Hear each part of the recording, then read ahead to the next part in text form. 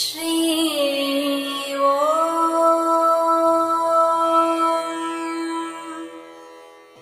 ஸ்ரீ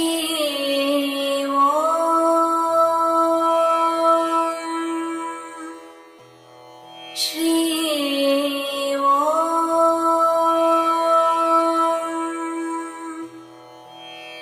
ஸ்ரீராம். இன்னைக்கு நம்ம எல்லாரும் இங்க வந்து உட்கார்ந்துட்டு இருக்கோம். எதுக்காக? குரு பூர்ணிமாக்காக. நமக்கு நேரம் இருக்கு இல்லைன்ற எல்லாத்தையும் விடக்கூடிய ஒரு இடம் எப்படின்னா குரு பூர்ணிமா தான். என்ன நமக்கு ஒர்க் இருந்தாலும் எல்லாத்தையும் விட்டுட்டு குரு பூர்ணிமால கலந்துக்கணும். அதான் ஒரு நல்ல ஒரு சிஷ்யனுக்கு அடையாளம், நல்ல ஒரு மனிதனுக்கு அடையாளம். இந்த குரு பூர்ணிமா விசேஷமா வியாச ஜெயந்தியில பண்றாங்க. ஏன் எத்தனையோ நாள் இருக்கு சொல்ல, ஏன் வியாசர் அவ்வளவு விசேஷமா பண்ணிட்டு இருக்காங்க? ஏன்னா ஆதி வியாசர் அவரால் தான் நமக்கு எல்லா விதமான புராணங்களும் லோகத்துல கிடைச்சது. அதே நேரத்துல வியாசர் ரொம்ப வசத்தியா சொல்றார். என்ன சொல்றாங்க? வியாசாய விஷ்ணு ரூபாய வியாச ரூபாய விஷ்ணுவே. வியாசர் யாரு? விஷ்ணு ரூபமா இருக்கிறார். சரி, விஷ்ணு ரூபமா இருக்கிறவங்க யாரு? வியாசர். அப்போ குருவையே தெய்வமாகும், தெய்வமே குருவா சொல்லக்கூடிய ஒரு ரெண்டே லைன். அவ்வளவு ஒரு சிறப்பா வியாசரை விஷ்ணுவுக்கு நிகரா சொல்லக்கூடிய அளவுக்கு இருக்கக்கூடிய ஒரு குரு. அப்போ அவருடைய நாளில் கொண்டாடாம வேற எந்த நாள்ல இந்த குரு பூர்ணிமா நம்ம கொண்டாடணும்? இந்த விடையே அந்த ஆதியில அவங்களே கொடுத்துட்டு போயிட்டாங்க. நம்ம யோசிக்கணும்னு அவசியமே இல்லை. அதனாலதான் என்னவோ எந்த ஒரு சன்னியாசி எடுத்தாலும் அது சைவத்திலேயே திகழ்ந்தவரா இருந்தாலும் நாராயண ஸ்மிருதி, நாராயணன் பேரை சொல்லாம இருக்காது. அதனாலதான் நம்ம சாமி நாராயணன் விடாம 18 அவதாரத்துல கொண்டு வந்திருக்காங்க நம்ம கூடியே. சரி, இது அப்பாற்பட்டு சரி, நாராயணன் தான் சிறப்பா? உடனே அடுத்தது சிவன் மேல பிரித்து இருக்கிறவாரெல்லாம் உடனே சொல்லிடக்கூடாது. அப்ப எங்க சிவன் எங்க போனார்? இருக்கார். தட்சிணாமூர்த்தி சுரூபமாக உட்கார்ந்துட்டு நம்ம குரு கீதை கொடுக்குறார். சரி, குரு கீதையை கொடுத்த அந்த தட்சிணாமூர்த்தியோட நாள்ல ஏன் கொண்டாடாம ஏன் வியாசர் ஒரு நாளா நாராயண வச்சு கொண்டாடலாம்? இது ஒரு கேள்வி வரும் இல்லையா? இப்ப எனக்கு தோணித்து இந்த கேள்வி, உங்களுக்கு தோணித்தோல்ல, எனக்கு தோணும். தட்சிணாமூர்த்தி நமக்கு என்ன கொடுத்திருக்கா? குரு கீதையை கொடுத்திருக்காரு. குரு கீதையின் விசேஷம் என்னன்னா, குரு எப்படி இருக்கணும்ன்றதுக்கு தான் கொடுத்திருக்காரு. ஒரு குரு எப்படி இருக்கணும், சீடன் எப்படி இருக்கணும், குருவுக்கும் சீடனுக்கு உண்டான உறவுகளை பத்தி பேசுறது மட்டும்தான் குரு கீதை. ஆனா அந்த நாராயணன் என்ன பண்றாருன்னா, சரி குருவை முடிச்சுட்டேன், சிஷ்யன் எப்படி இருக்கணும்னு சொல்லிட்டேன். ஆனா அந்த சிஷ்யன் எப்படி நடக்கணும், அவருடைய வாழ்க்கையை அப்படி முன்னோக்கி கொண்டு செல்லணும் அப்படின்ற ஒரு விஷயம் நமக்கு சொல்லணும் இல்லையா? அதுதான் ஸ்ரீ கிருஷ்ண பரமாத்மா அற்புதமா வந்துட்டு நமக்கு எல்லாம் கீதையை கொடுத்துட்டு போயிட்டார். ஒரு விஷயம் நம்ம எல்லாரும் கத்துக்கணும். என்னன்னா, ஒரு விஷயத்தை கொடுக்கணும்னா அவன் அப்படிப்பட்டவனா இருக்கணும். இப்போ நம்ம எது வேணாலும் படிச்சுட்டு நான் பேசிடலாம், ஆனால் நம்ம அதை ஃபாலோ பண்றோம்ன்றது ஒரு பெரிய கேள்விதான். அதனால எப்போதுமே நம்ம என்ன பண்ணணும்னா, நான் அகமாவே இருக்கக்கூடாது. நம்ம என்ன படிச்சாலும் நம்மளாம் அந்த அளவுக்கு திருந்திட போறது இல்லை. ஆனா இந்த இடத்துல பகவான் ஸ்ரீகிருஷ்ணன் அப்படி இல்லை. அவனுடைய லீலைகளை நம்ம பார்த்தோம்னா எக்கச்சக்க, அம்மா கூட தெய்வமா கூட கொடுத்துருக்காரு லீலைகள், கிருஷ்ண லீலைகளை பத்தி வீடியோ வந்துருக்கு. ஆனா நான் பார்க்கக்கூடிய ஒரு சிறப்பு அவனுடைய விஷயத்துல என்ன, கிருஷ்ணன்ல நீங்க என்ன வேணாலும் நீங்க வந்து அவனை பத்தி வியாக்கியானம் நல்லபடியா வியாக்கியானம் பண்ணலாம், இல்ல கிருஷ்ணன் இதெல்லாம் பண்ணியிருக்கானேன்னு சொல்லலாம். ஆனா ஏதேனும் ஒரு நேரத்திலேயாவது, நானும் தேடிட்டு இருக்கேன், அவன் ஒரு கோபப்பட்டதா, ஒரு சிரிப்பு முகம் மாறி ஏதாவது இடம் இருக்கா அப்படின்னு பார்த்தா அதுவும் ஏதோ ஒரு சின்ன காரணம் இல்லாம அவன் பண்ணது இல்லைன்னு தான் நான் பார்த்திருக்கேன். அப்போ நான் ஒரு விஷயத்தை, யோகத்தை பத்தி நான் பேசணும்னா, பகவான் அடையறதுக்கு நான் மற்றவங்களுக்கு நான் சொல்லிக் கொடுக்கக்கூடிய சமாச்சாரம் நான் சொல்லிக் கொடுக்கணும்னாக்கா நான் அப்படி இருக்கனா? அப்ப எந்த இடத்துல அவன் பகவத்கீதை கொடுக்குறான்? யுத்த நேரத்துல, யுத்த காலத்துல நடக்கக்கூடிய காரியமும் அது. நமக்கெல்லாம் ஒரு சின்ன விஷயம் வருஷத்துலயே டென்ஷனோட உச்சிக்கு போயிடுவோம் நம்ம எல்லாம். ஆனா கிருஷ்ணனுடைய விஷயத்துல பார்த்தோம்னாக்கா எந்த ஒரு இடத்துலயுமே புன்னகை மாறாத ஒரு குணம். அதனாலதான் அம்மா பிடிச்சுட்டா, நேர கிருஷ்ணனை பிடிச்சுட்டா. அப்பேற்பட்டவன். அப்போ அந்த தகுதி அவனுக்கு இருக்கு. சரி, என்னடா சாமிஜி என்ன எடுத்தோன்னே இந்த வியாசரை பத்தி பேசிட்டு இருக்கார், நாராயணனை பத்தி பேசிட்டு இருக்காரு, தட்சிணாமூர்த்தி பேசிட்டு இருக்கார், நம்ம குருவை பத்தி பேசலன்னு இருக்கலாம். ஏன்னா அவரு டச் பண்ணா நமக்கு கொஞ்சம் எமோஷன் ஆயிடும். நம்மளுடைய சாமிஜிக்கு ஏன் நமக்கு வந்து அவ்வளவு பிடிச்சிருக்கு? அது காரணங்கள்னா எனக்கு எவ்வளவு அடிக்கிட்டு போகலாம், ரொம்ப அடிக்கிட்டு போயிடுவேன் நான். அது டைம் எண்ட்லெஸ். ஆனா இப்போ அவருடைய ஸ்தாபிதத்தை வச்சு எனக்கு சொல்லணும்னு தோன்றது, இந்த நிமிஷம் தோன்றது. அது ஒவ்வொரு குருமாரையும் இங்க வச்சிருக்காங்க. சாமி வச்சுட்டு போயிட்டாங்க. இப்ப எக்ஸ்ட்ராவா தெய்வம் என்ன பண்ணா, தத்தாத்திரேயத்தை உட்காந்து வச்சுட்டாங்க. இங்க இல்லாத குருமார்களே இல்லை, எல்லாமே இருக்காங்க. சரி, இப்ப நான் என்னுடைய சாமிஜியை வந்து நான் ஜெகத்குருன்னு சொல்றேன். நான் இன்னைக்கு இல்லை, நீங்க சொல்றேன். ஏன்னா அதுக்கு ஒரு தகுதி வேணும். அந்த தகுதி நம்மளுடைய சாமிஜிக்கு இருக்கான்னா அதிகப்படியா இருக்குன்ற. ஏன்னா எனக்கு ரொம்ப பிடிச்ச ஒரு சமாச்சாரம், ஜெகத்குருவோட எக்ஸ்பிளனேஷன் ஒரு இடத்துல கேள்விப்பட்டது. ஜெகத்தை தனக்கு குருவா, நான் இதை சொல்லியிருக்கேன், ஜெகத்தை தனக்கு குருவா எடுத்துடணும். இந்த ஜெகத்துக்கு குருவாக இருக்கக்கூடிய தகுதியும் யார் ஒருவருக்கு இருக்கோ அவர் தான் ஜெகத். டைட்டில்ல போட்டுக்கலாம். ஆனா எனக்கு அதுல உடன்பாடு இல்லை. ஏன்னா ஜெகத்குருன்றது என்ன, யாராவது டாக்டர், எங்க அப்பா டாக்டர் என் புள்ள டாக்டர் போட்டுக்க முடியுமா? முடியாது. ஆனா இன்னைக்கு என்ன ஆகுதுன்னா, ரொம்ப இடத்துல எப்படின்னாக்கா, இதன் குரு ஜெகத்குருன்னு போட்டா இந்த சிஷ்யம் எப்படி ஜெகத்குரு ஆக முடியும்? சான்ஸ் இல்லை. ஏன்னா அவர் மாதிரி நானும் படிக்கணும் இல்லையா? அந்த டாக்டருக்கு எப்படி எங்க அப்பா டாக்டரா இருந்து நான் டாக்டர் நான் சொல்லிக்க முடியாது. நான் டாக்டருக்கு உண்டான தகுதி எனக்கு இருக்கணும், அப்பதான் நான் டாக்டர் ஆக முடியும். அதனால எனக்கு அதுல உடன்பாடு இல்லை. ஆனா சாமிஜிக்கு நான் வந்து ரொம்ப விசேஷமா பார்ப்பேன். ஜெகத்குருன்னு அந்த டைட்டிலுக்கு சொல்ல போனா அந்த டைட்டில் கம்மியோன்ற மாதிரி தோன்றது எனக்கு எப்பவுமே. ஏன்னா ஒரு குருவை இங்க ஸ்தாபிதம் பண்ணியிருக்கானா, குரு அவர் ஃபாலோ பண்ணியிருக்காரா? ஏன்னா ஒரு மடாதிபதி இங்க வந்து கேட்கும் போது எங்களுக்கு கேட்டிருக்கா, இது எந்தக்கு இத்தனை குருமாரை வச்சுருக்கா அப்படின்னும் போது, ஒவ்வொரு குருக்கிட்டையும் நான் கற்றுக்கொள்ளைய விஷயங்கள் இருக்கு. அந்த விஷயங்கள் நம்ம சாமிஜி எடுத்து கட்டுண்டா, அதை ஃபாலோ பண்றா. அப்ப அந்த குரு வைக்கிறதுனால ஒண்ணு அந்த குருவுக்கு சிறப்பு கொடுக்குறா, அதே அந்த குருவோட வாழ்க்கையில இருந்து தான் கத்துன்றது எடுத்துட்டு இருக்கா. இப்ப லைனா ஒவ்வொரு விஷயம் மட்டும் பார்க்க ரொம்ப டைம் எடுக்கல. ராகவேந்திரன் எடுத்தோம்னா எல்லா சினிமா பார்த்திருக்கோம்ல, என்ன பார்த்திருக்கோம்? ஒரு சமயம் அந்த சாரி மாச விரதப்பவும் கீழ்நிலை, இப்போ ஜாதியும் கிடையாது, பட் இருந்தாலும் அந்த காலத்துல இருந்தது இல்லையா? அவன் கொடுத்த பொருளையும் தன்னுடைய சாரி மாசம் ரொம்ப விசேஷமான காலகட்டம், அதை இன்னையில இருந்து ஆரம்பிக்கிறது. அந்த காலகட்டத்தில் அவன் கொடுத்த உணவை, அவன் கொடுத்த பொருளை தன்னுடைய உணவிலே சேர்த்துக் கொண்ட ஒரு நல்ல ஒரு நிகழ்ச்சியா அவரை பத்தி பேசுவாங்க. அப்ப இந்த இடத்துல என்னன்னா, அன்பா ஒருவன் யார் ஒருவன் எனக்கு கொடுக்கிறானோ அவனை பற்றிய நான் எதையும் கவலைப்படுறதில்லை. அவன் எந்த ஜாதி எந்த மதத்தை பத்தி நான் எதுவுமே கவலைப்பட மாட்டேன். அன்பா ஒரு பொருளை கொடுத்தா அதை நான் உண்ணணும். ஏன்னா அது பிக்ஷியா நான் ஏற்றுக்கிறேன். இந்த சாமிஜியோட இதுல பார்த்தோம்னாக்கா, ஒரு நேரத்துல ஒரு பெரிய ஒரு படிச்ச ஒரு மனுஷன் வந்து கேட்டாரு சாமிஜி கிட்ட, ஏமா நீ சன்னியாசி எடுத்திருக்கே, நான் இவ்வளவு சன்னியாசி நான் பார்த்துட்டு வந்துருக்கேன், சப்போஸ் நான் உன்னை வெளியில கூப்பிடுறேன்னு வச்சுக்கோய, உனக்கு நானு ஆச்சாரமா என்னால கொடுக்க முடியாது. ஏன்னா வந்து ஒரு ஆச்சாரமான விஷயம் பேசுறவர், அந்த குலம் அப்படி.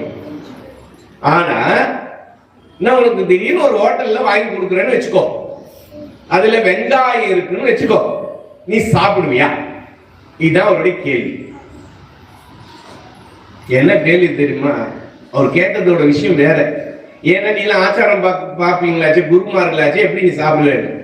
அப்ப சாமிஜி சொன்னது ஒண்ணுதான், நான் சன்னியாசோட என்னைக்கு நான் எடுத்தனோ அப்ப என்ன பிக்ஷகாரன்னு எடுத்துட்டேன். ஏன்னா சன்னியாசம் பிக்ஷை எடுத்துன்றதுதான் சன்னியாசியோட இயல்பு. அப்போ எனக்கு மாமிசத்தை தவிர நீ எதை கொடுத்தாலும் என் அன்னை எனக்கு என்ன கொடுக்கிறாலும் இதான் எனக்கு இதை கொடுத்துருக்காட்டு நான் ஏத்துப்பேன் அப்படின்னா அந்த மனுஷன் 80+ அப்படியே கட்டி பிடிச்சுட்டாரு. ஏன்னா அது ஒரு சில மரத்தை ஃபாலோ பண்ண மனுஷன். நான் ஒரு குருவை இந்த மாதிரி ஒரு சன்னியாசி தான் நான் தேடிட்டு இருந்தேன். சொல்றது பெருசுல செய்யறாங்களான்னு பார்க்கிறேன் நானு. அது உங்ககிட்ட நான் பார்த்தேன்றா. அதான் நம்மளுடைய சாமி.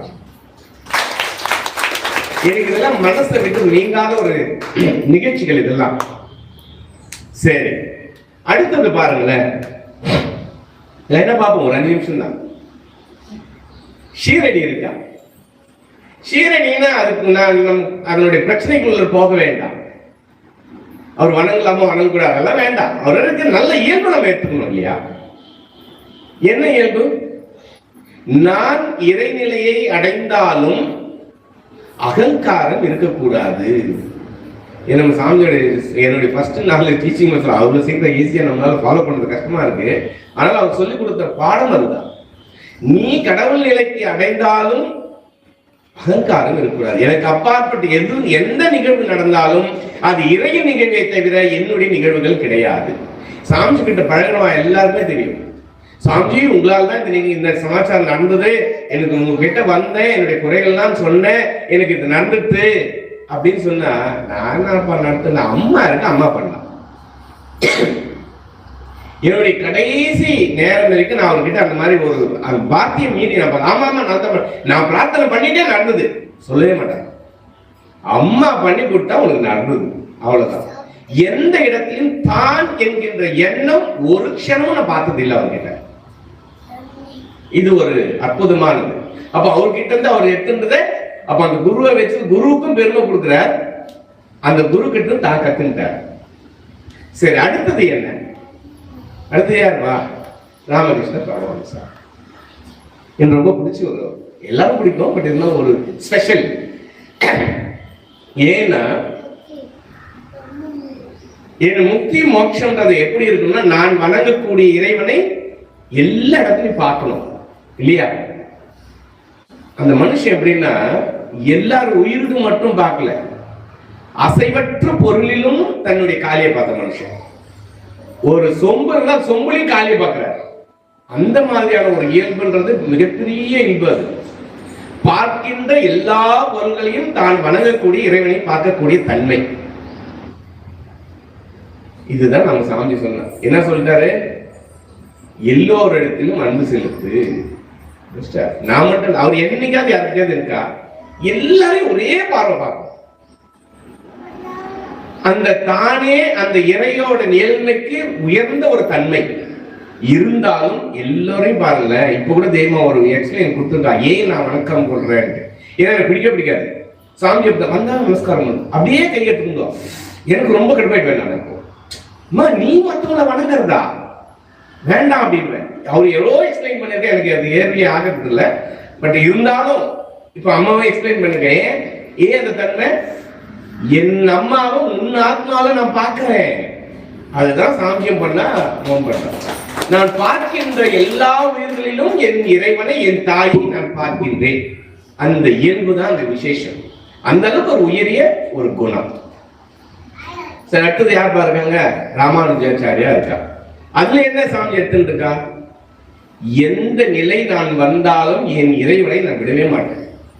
அவர் அந்த பெருமாளுக்காக பட்ட துன்பங்கள் அவர் படிச்சீங்கன்னாக்கா அப்படி துன்பப்பட்டிருக்கா. ஆனா எந்த இடத்துலயும் தன்னுடைய பெருமாளை விட்டே விட மாட்டான். கண நேரம் விடாத ஒரு மனுஷன். தன் உயிருக்கு ஆபத்து வந்த காலத்துல கூட பெருமாளை கட்டி பிடிச்சுதான் ஓடலாம், விடவே இல்லை. அதே இருந்ததை நம்ம சாமி கிட்ட பார்த்துருக்கோம். எங்கேயாவது ஒரு சின்ன விஷயம் அவர் தப்பு பண்ணியிருக்காரு, தேவிக்காக இந்த செயலை மறந்தார்னு இருக்கா, நமக்குலாம் மறந்து போயிடும். போன பூஜையில் நான் என்ன பண்ணேன், இதான் கரெக்டா பண்ணனா இல்ல வேறையா அப்படின்னு மறதி நமக்கு எல்லாம் இருக்கு. ஆனா அவர்கிட்ட அப்படி இல்லை. அவர் பார்த்துட்டு இருப்போம். ஒரு 10 நிமிஷம் உறங்க சொல்ல, ஒரு 10 நிமிஷம் டயர்டா இருக்கணும், கொஞ்சம் அப்படி ரெஸ்ட் எடுத்துக்கிறேன்னு. ஆனா அதனுடைய உள் ஆத்மா மொத்தமே இங்க என்ன நடக்குதுன்னு பார்த்துட்டு இருக்கோம். கொஞ்சம் மாறின என்ன ஹோம் பண்ணிட்டு இருக்கு, வேற ஏதாவது மாத்தி சொல்றாளே அப்படின்வா. தூக்கணும் தானே சொன்னேன், இப்பவும் அந்த இயல்பு தெய்வம் கிட்ட இருக்கு, மாறதே இல்லை. அது எங்க வேணா நம்ம கூட பேசிட்டே இருப்பா, ஆனா டக்குன்னு நிறுத்திட்டே அங்க ஏதோ தப்பா போயிட்டு இருக்கே அப்படின்வா. அப்போ அவங்களுடைய இயல்பு என்னன்னாக்கா, அந்த இறைவன் பால் இருக்கக்கூடிய எண்ணத்தை ஒரு க்ஷணம் கூட மாத்துறது இல்லை. அந்த இயல்பு தான் அது அவர்கிட்ட இருந்து நம்ம கத்துக்க வேண்டிய ஒரு விஷயம். ஏன்னா நம்ம குருமார்ல சும்மா சாமி வச்சுட்டு போகல, நம்ம கிட்ட இருந்து எடுத்துக்கக்கூடிய பாடங்கள்ல 1000 இருக்கு. சரி, அடுத்தது என்ன? சங்கரர், தி கிரேட்டஸ்ட் சங்கரர். அவர்கிட்ட இருந்து என்ன எடுத்துன்னு வரணும்? நான் கற்ற கொள்கையை எல்லோருக்கும் நான் சொல்லிக் கொடுக்கணும். ஏன்னா நான் படித்த பாடத்தை யார் ஒருவர் கல்வியை மற்றவங்களுக்கு, அதை விட ஒரு கிரேட்டஸ்ட் தானம் வேற ஒண்ணுமே இல்லை. அப்ப குரு தான் கற்றதை தன் சீடர்களுக்கு, இந்த மக்களுக்கு, இந்த உலகத்துக்கு எடுத்து சொல்லணும். அது கேட்கிறமோ கேட்கலையோ, ஏன்னா நம்மளுடைய இயல்பு, நமக்கு கேள்வி ஞானமும் நம்ம கிட்ட கிடையாது, சொல்லிக் கொடுக்கறத கேட்கக்கூடிய அளவுக்கு தன்மையும் நமக்கு இருக்கிறது இல்லை. ஆனா அதனால இப்ப என்ன ஆகுதுன்னா, குருமார்களுக்குலாம் ஏதோ என்னால முன்னாடி சொல்றேன், கேட்கிறியோ கேட்கலையோ என் கடன் பணி செய்து கிடப்பது, அதே ஊதர சங்க நான் ஊதிட்டு போயிடுறேன்னு சொல்லிட்டு போயிடுறாங்க. இப்ப சாமி இத்தனை காலமா இந்த இடத்துல இப்படி ஒரு பீடத்தை அமைச்சு இத்தனை விதமான காரியங்கள் பண்ணியிருக்காங்க, யாருக்காவது அதை பத்தி புரியறதான்னு பார்த்தா ரொம்ப ரொம்ப ரேர் தான். நம்ம கேட்கறது, கேள்வியும் கேட்கறது இல்லை, நம்ம பார்த்து கத்துக்கிறதும் இல்லைன்ற நிலைமையில தான் நம்ம இருக்கோம். அப்போ இப்போ ஆதிசங்கரர் பாத்தீங்கன்னாக்கா எல்லாத்தையும் ஒன்னா சேர்த்து அற்புதமா அத்வைதத்தை கொண்டு வந்தார். ஆனா அவரே முடியாத ஒரு நிலம் வரும்போது அவரே அத்வைதிக்கு வந்து தனக்கு அப்பாற்பட்ட ஒரு பொருள் இல்லை, ஆனாலும் அவர் வந்து ஸ்தாபிதங்கள் அதிகப்படியா பண்ணிட்டு போயிருக்காரு. ஏன்னா நம்மளுடைய குணங்கள் மேற்படவில்லை. அப்போ இந்த ஜனங்களுக்கு ஏற்ற மாதிரி நானும் அவங்களுக்கு சொல்லிக் கொடுக்கணும்னு இறங்கி சொல்லிக் கொடுக்குறாங்க. அந்த மாதிரி நம்ம சாமி என்ன பண்ணியிருக்காருன்னா, ஏக தத்துவம் ஒரு அற்புதமான ஒரு விஷயத்தை கொண்டு வந்திருக்காரு இந்த உலகத்துக்கு. ஆனா நமக்கு புரியல. அப்போ எனக்கு புரியாததை இதனுடைய செயல்கள் மூலியமா மற்றவங்களுக்கு செய்யலாம். எப்படி சங்கரர் அதே பாணியை அப்படியே பின்பற்றி நமக்கு சொல்லிக் கொடுக்க பாக்குறான். கூடிய விரைவில் அதை கொடுத்துப்பேன் நினைக்கிற ஏக தத்துவத்தை புரிஞ்சுப்பீங்கன்னு நினைக்கிறேன். நம்ம புரியணுமோ இல்லை, நம்மளுடைய தலைமுறை புரியும்ன்ற ஒரு நம்பிக்கை எனக்கு இருக்கு. இது இத்தனை விதமான குருமார்கள். சரி, 2 நிமிஷம் எதையும் சொல்லிட்டு போயிடலாம். தத்தாத்திரேயன் ஒன்னு எடுத்து வந்து உட்காந்து வச்சிருக்காங்க. ஏன்னா இருக்கிறதெல்லாம் விட்டுட்டு இவரு ஒரு போதாதுக்கு இவரு வருவா. தத்தாத்திரேயர் எதுக்கு எடுத்து வந்து உட்காந்து வச்சா? இருக்கிற எடுத்து போயிட்டு அங்க உட்காந்து வச்சுட்டு அனுமனை எடுத்து போய் ஃப்ரெண்ட்ல உட்காந்து வை, என்னது சக்கரத்தாழ்வார் எடுத்து போய் மண்ணை கொண்டு வச்சிருந்தா. அப்ப இந்த இடத்துல என்ன, ஒரு குபேரமூர்த்தி எடுத்துன்னு வந்து உட்காந்து வச்சா, இந்த இடத்துல பாத்தீங்கன்னா தத்தாத்திரேயர் கொண்டு வந்து வச்சார். ஏன் தத்தாத்திரேயரை எதுக்காக கொண்டு வந்து வைக்கணும்? சரி, நம்ம குபேரர் ஓகே, நமக்குலாம் தேவை, பணம் தர்றேன், எனக்கு வேணும், எல்லாருக்கும் வேணும். இப்போ உலகத்துல ஒரு செயல் நடக்கணும், பணம் இல்லாத ஒரு செயல் இல்லை. ஓகே, அப்ப நம்ம புரிஞ்சுப்போம், அப்படியே எடுத்துப்போம், ஓகேவா? ஆனா இங்க வந்த ஒரு மனுஷர் ஒரு விஷயத்த சொல்லிட்டு போனார். ஏன்னா ஒரு சிலருக்கு ஒரு திறமை இருக்கு இல்லையா? இந்த இடம் வந்து கடவுளோட கிருபை அப்படி நிறைஞ்சு போயிருக்கிற ஒரு இடம் நானா பாக்குறேன் இந்த இடத்தை அப்படின்றார். அது அவங்களோட திறமையின் வைப்பா, அவங்களுடைய தந்திர விஷயத்துல அவங்க பாக்குறாங்க, நமக்கு கண்ணுக்கு தெரியறது இல்லை, ஒரு பாத்திர சொல்றாரு. இது இறைவனால் ஆட்கொள்ளப்பட்ட ஒரு இடம். எப்படி இந்த இடத்துல ஆசிரமத்தை உங்க சாமி கட்டினாரு? இதுதான் கேள்வி. அதே சாமிக்கு மட்டுமே தெரிஞ்ச விஷயம் இல்லையா? பெரியவங்களுக்கு தான் தெரியும் எந்த இடத்துல எதை ஸ்தாபிதம் பண்ணணும். அதே நேரத்துல இந்த தேவதைன்னு வரும்போது ஒரு யக்ஷினிகளுக்கு எல்லாம் ஒரு விசேஷம் ஒன்று சொல்லுவாங்க. யக்ஷினிகள்லாம் ஏதோ ஒரு விசேஷம் தான் அந்த இடமே. அதனுடைய அதிபதி யார் தெரியுமா? குபேரமூர்த்தி. அவரை உட்காந்து வச்சா எல்லாரும் அடங்கிடுவாங்க. அடங்கிடுவாங்க, நல்லது மட்டுமே செய்வாங்க. நமக்கு நல்லது மட்டும்தான் வேணும். இப்ப எந்த ஆக்ஷன் எந்த நல்லது பண்ணுவோம்? எல்லா ஆக்ஷனையும் அவங்களுக்கு ஒரு தனி குணாதிசயம் இருக்கு. எல்லாத்துக்கும் ஏற்றது யாரு? குரு. அவர்தான், அவர்தான் ராஜா. அவர் இருந்தாருன்னா எல்லாரும் அடங்கியே இருக்கணும். செல்வத்துக்கு செல்வத்தை கொடுக்கிறார், அது இல்லாம மற்றதை கேட்டாலும் கொடுக்கக்கூடிய ஒரு பகவான அவர் உட்காந்து வச்சுட்டார் தெய்வமா. சும்மா உட்காந்து வைக்கல, யாரோ ஒருத்தர் சொல்லும் போது நமக்கு புரியுதுன்னு வச்சுக்க, நம்ம கேட்கறோமே எல்லாத்துக்கும் சொல்லுமா? சொல்றது இல்லை. நான் சொல்றேன் பண்ணிட்டு போயிடும். கேள்வி கேள்வி எல்லாம் எதுக்கு என்கிட்ட கேட்கறேன்? ஆனா விஷயம் அப்படிதான், யார் மூலியமா சொல்லிடுறான்னு நினைக்கிறேன். அடுத்தது பாத்தீங்கன்னா தத்தாத்திரேயர் வச்சிருக்காங்க. தத்தாத்திரேயர் கதை உள்ள நம்ம போக வேண்டாம். தத்தாத்திரேயருடைய விசேஷம் என்ன? மும்மூர்த்திகளும் சேர்ந்த ஒரே உருவம் குருஸ்தானம் இல்லையா? ஏன் குரு அவர் தத்தாத்திரேயர் குருவாக இருந்து நமக்கு வழிகாட்டுறார். சரி, அவர்கிட்ட இருந்து நம்ம என்ன கத்துக்கிறதுக்காக வச்சிருக்கா? மும்மூர்த்திகள் 3 செயல்கள் இருக்கு. காத்தல், படைத்தல், காத்தல், அழித்தல். 3 பேரிலும் ஒரு விசேஷம் பார்த்தோம்னாக்கா, நான் ஏற்கனவே ஒரு தடவை சொல்லியிருக்கேன் இந்த விஷயத்த. 3 பேர் தியானத்துல தெரியுங்க. சிவனை பாருங்க, அவர் எல்லாம் அழிக்கிற கடவுள்னு சொல்லுவாங்க. ஆனா அவருக்கு பார்த்தாலும் பாத்தீங்கன்னா தியான பொசிஷன்ல உட்கார்ந்துட்டு இருக்காரு. தியானம் யாருக்கு? தன்னை தான் உணர நினைப்பவர்களுக்கு தியானம் இல்லையா? அதனாலதான் நம்ம உணர்றதுக்காக குருவை தேடிட்டு போயிட்டு இருக்கோம். அவரும் அப்படிதான் உட்கார்றாரு. சரி, இவரு யாரா? படுத்துட்டு யோக நிதிரையிலேயே உட்கார்ந்துட்டு இருப்பாரு. பார்க்கடல்ல பள்ளி கொண்ட பெருமாள் எங்கடா இருப்பாருனாக்கா யோக நிதிரையில இருப்பாரு. யோக நிதிரை இல்ல, யோக நிதிரை. யோகம் கனெக்டட் இல்லையா? அந்த மாதிரி கனெக்ஷன்லயே இருக்காரு அவர். எப்போதுமே எல்லாத்தையும் ஐக்கிய பாவனையில இருக்கிறது. சரி, அடுத்தது யாரா? இந்த அழிக்கிற செயலும் செய்தாலும் நான் என் யோகத்தை விட்டு நான் மாறுவது இல்லை. காக்கின்ற கடவுளாக இருந்தாலும் நான் என்னுடைய யோகத்தை விட்டு நான் மாறுவதில்லை. படைக்கும் கடவுளாக நான் இருப்பினும் நான் யோகத்தை விட்டு மாறுவதில்லை. அப்படின்னா என்ன அர்த்தம்னா, நான் எந்த செயல்களை நான் செய்தாலும் அந்த செயல்களை நான் செய்தேனே தவிர என்னுடைய நிலையை விட்டு நான் மாறுவதில்லை. இதுதான் தியானத்தின் பெரிய விஷயமா விழிப்பு நிலைன்னு வாங்க. அந்த விழிப்பு நிலை எந்த செயலும் எல்லா செயலும் நான் செஞ்சுட்டு இருக்கேன். ஆனா அந்த செயல் நான் செய்யல. எல்லா செயலும் நான் செய்யறேன். ஆனால் அந்த செயலை நான் செய்யவில்லை. நான் சாட்சி ரூபமாக மட்டுமே நான் இருக்கின்றேன். இதுதான் உயரிய தத்துவம். நம் தியானத்தோட உயரிய ஒரு நிலை. சாட்சி பாவனையிலேயே என்ன நான் இருக்கிறது. அது அவ்வளவு சீக்கிரம் நமக்குலாம் வரப்போறது இல்லை. ஆனா அம்மா அதுதான் இங்க உட்காந்து வச்சிருக்கா. இந்த யாரு? 3 பேர் இருக்கிறது, 3 செயல்கள். அப்ப இந்த 3 செயல்கள்லயும் அம்மா என்ன பண்றா? ஏன்னா தெய்வம் வச்சா. அப்போ தெய்வமான்ற ஒரு ஸ்தானத்துல அங்க வரும்போது அழிக்கின்ற கடவுள்ன்றது, அழிப்புன்றது என்னது? நம்மளால கொலை பண்றதா? அது இல்ல. நான் பார்க்கின்ற பார்வை என் உள்ள இருக்கக்கூடிய துர்குணங்களை அழிக்கிறதுக்காக. தான் தியான நிலையிலேயே இருந்தாலும் என்னை சார்ந்தவர்களுக்கு அவள் துர்குணங்களை அழிப்பதற்காக நான் எந்த ரூபமும் எனக்கு தயாரா இருக்கு. அதனால திட்டிகிட்டே இருக்கா, ஏண்டா இத்த பண்ற, ஏண்டா அத்த பண்ற, ஏண்டா இத்த பண்றேன்னு இருக்கா. ஏன்னா அழிக்கணும் இல்லையா? அழிக்கணும்னா கொஞ்சம் இருக்குதா. ஏன்னா சிவன் பாத்தீங்கன்னாக்கா ருத்ரனும் அவர் தானே. அப்போ என்னுடைய துர்குணங்களை அழிக்கணும்னா அந்த பாவனை, அந்த குணங்களை நான் கொண்டு வரேன். ஆனால் அந்த கோபத்திற்குள்ளே நான் ஆட்படுவதில்லை. நான் அந்த யோக நிதிரையில மட்டும்தான் நான் இருக்கேன்.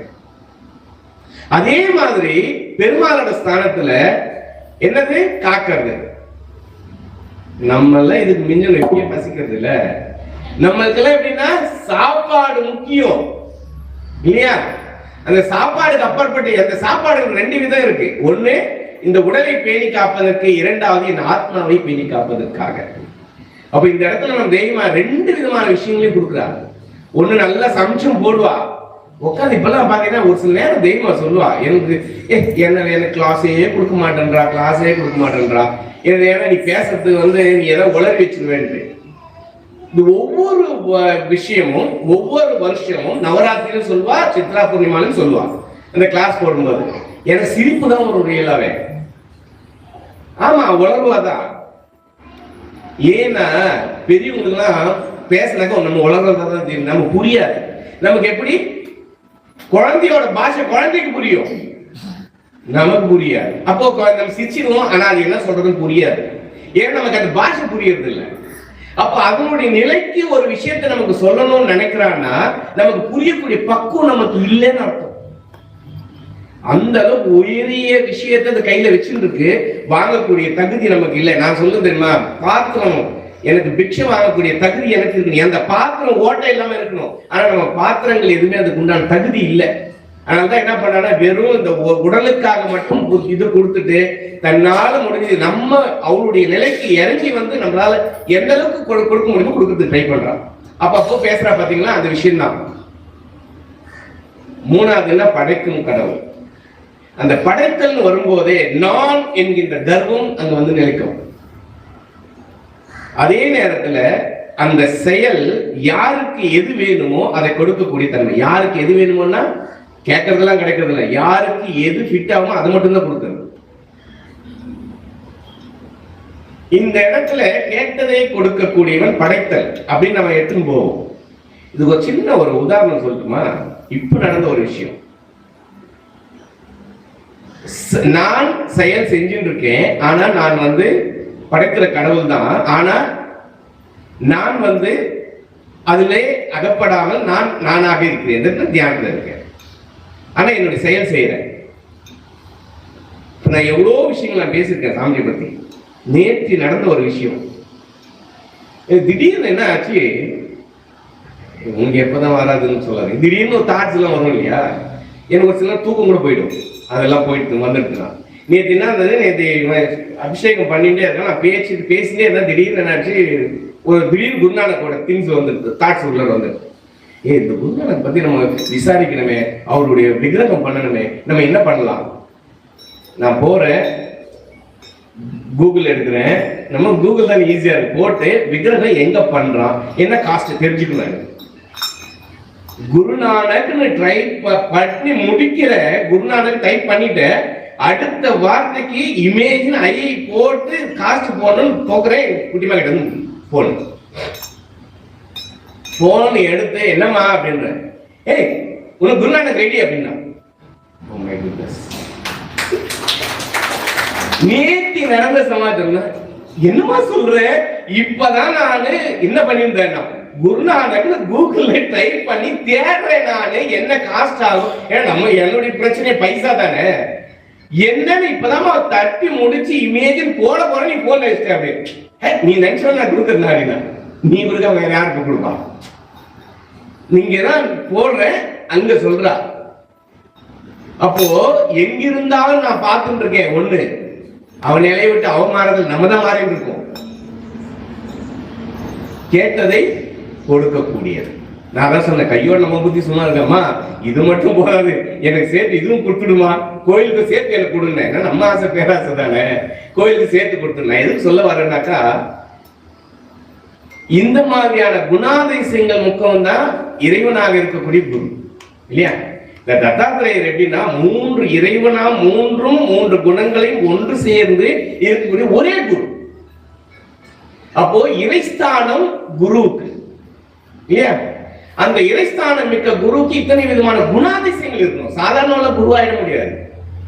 அப்ப இறைஸ்தானம் மிக்க குருவாக இருக்கக்கூடியவன் தான் குருவாக இருக்கக்கூடிய தகுதி உடையது. அந்த தகுதியை அடைந்த நம்ம குரு மட்டும் இல்லை, இன்னைக்கு தெய்வமா வந்து அந்த மூன்றையும் ஒன்று சேர்ந்த ஒரு குருவமா நம்ம முன்னாடி நமக்காக குருஸ்தானம் இருந்திருக்காங்க. தாயாகவும் இருக்கிறா, குருவாகவும் இருந்து நம்மை காத்துக்கொண்டே இருக்கக்கூடிய ஒரு ஸ்தானம் தான் இன்னைக்கு தெய்வமா வச்சுருக்கா. அப்போ தத்தாத்திரேயர் நம்மள வெள்ளம் தேட வேணாம், நம்ம பார்த்துட்டு நிறுத்துறீங்க, அது போறோம். ஆனா நம்மளுடைய மனித இயல்பு வேற வெளியில தான் தேட தர, உள்ளுக்குள்ள தேட மாற்றோன்றோம். அதுதான் நம்மளுடைய பிரச்சனையே. இந்த குரு பூர்ணிமா நன்னாள்ல நான் என்ன சொல்றேன்னா, இதெல்லாம் ஓரளவுக்கு தான் எனக்கு தோணுது, உங்ககிட்ட ஷேர் பண்றேன். இது அப்படியே மனசுல கொஞ்சம் பதிய வச்சுட்டு, கிடைத்தற்கரிய ஒரு பொக்கிஷம் நம் குரு என்னை பொறுத்த வரைக்கும். ஏன்னா நான் ஏன் என்னை பொறுத்த திருப்பி நான் இதை சொல்லிகிட்டே இருப்பேன்னா, நான் ஒரு புக்கு பைத்தியம். நான் எவ்வளோ படிச்சிருக்கேன், தவிர இன்னைக்கு எமோஷனலா சாமியை பத்தி நினைக்கிறேன்னா, அந்த அளவுக்கு ஒரு உயரிய ஒரு மனுஷனை நான் இது வரைக்கும் எங்கேயும் படிக்கல. நான் அவ்வளவுதான், எங்கேயும் படிக்க முடியல. அப்பேற்பட்ட ஒரு மனுஷனால் இருக்க முடியுமா அப்படின்னு ஒரு கேள்விக்குறியோடு இருக்கக்கூடிய ஒரு இடம் தான். அந்த புரியாத வரும்போது அது தெய்வஸ்தானத்துக்கு போய் தெய்வா உட்காந்துட்டு, இதுக்கே நமக்கு புரியல, எங்க அங்க புரிய போகுதுன்னு தெரியல. அதனால நான் என்ன நினைக்கிறேன்னா, இனிமேலாவது நம்முடைய குருவோட விஷயம் எப்படி, நம்ம எல்லாம் வெரி பிளஸ்டு, ஒரு சாதாரண புண்ணியம் கிடையாது. நான் ஒரு சில நேரம் சொல்றேன், ஆனா இப்போ நான் உண்மையில சொல்றேன், நம்ம எல்லாரும் ரொம்ப புண்ணியம். ஒரு சாதாரண குருவை பத்தி நினைக்கிறது பெரிய விஷயம். அந்த குருவை தேடுறதுன்றது ஒரு பெரும் விஷயம். அதுக்கு புண்ணியம் வேணும். ஒரு குருவை அடையறது மகா புண்ணியம் வேணும். ஆனா அதுவே உண்மையான சத்குருவையும் ஜெகத்குருவையும் இந்த ஆத்மா அடையணும்னா நம்ம எல்லாம் எவ்வளவு புண்ணியம் பண்ணி இருப்போன்றது அளப்பறிய முடியாத புண்ணியங்களை நாம் அடைந்தால் ஒழிய அப்படி ஒரு சத்குரு, அப்படி ஒரு ஜெகத்குரு அமையவே அமையாது. இதுதான் நம்முடைய வேதங்கள் சொல்லக்கூடியது. அப்பேற்பட்ட குருவை நாம் அடைஞ்சிருக்கோம்னா ரொம்ப புண்ணியம் பண்ணியிருக்கோம். ஆனா புண்ணியம் பண்ணதின் காரணமா நம்ம குரு கிடைச்சிட்டாரு. ஆனா நமக்கு பாவத்தை எங்க போய் போறது? அந்த குருவுக்கு உண்டான சேவைகளை நாம் செய்தோம்னா தான் அந்த பாவங்கள் நமக்கு போகும். அப்போ அந்த சேவைகளை எல்லாம் குருவோட எண்ணங்களை தீர்ப்பதற்காக, குருவுக்காக நம்ம பிச்சை எடுக்கணும். அதனாலதான் அந்த காலத்துல சொல்லியிருக்காங்க, குருகுலம் தான் சொல்லி கொடுத்தே தான், பிக்ஷை எடுத்து குருவோட எண்ணங்களை, குருவோட செயல்களை, குருவோட அறிவை, ஞானத்தை உலகத்துக்கு பரப்ப வேண்டியது சிஷ்யருடைய கடமை. அப்படி இருக்கும்போது நம்முடைய பாவங்கள் குறைவதற்காகவும் இந்த குரு பூர்ணிமா நன்னாள்ல நம்மளுடைய குருவோட எண்ணங்கள் என்னெல்லாம் இருந்ததோ அந்த உலகத்திற்கு நாம் நம்மளுடைய செயல்கள் மூலியமா நம் மனசாட்சிக்கு விரோதம் இல்லாம செயல்களை செய்து நாம் அடைய வேணும்னு உங்களை எல்லாரையும் கேட்டுக்கிற இன்றைய குரு பூர்ணிமா நன்னாளில் உங்க அனைவருக்கும் நம்முடைய குருவோட ஆசீர்வாதம் நிச்சயமா இருக்கும். எங்கிருந்தாலும் தெய்வமோட பிளஸிங்ஸ் இருக்கும். இப்ப கூட பார்த்துட்டு தான் இருக்கும். அது எல்லாருக்கும் அவருடைய ஆசீர்வாதம், நம்முடைய குருவோட ஆசீர்வாதம் கிடைக்க என்னுடைய பரிபூர்ணமான பிரார்த்தனை. ஸ்ரீ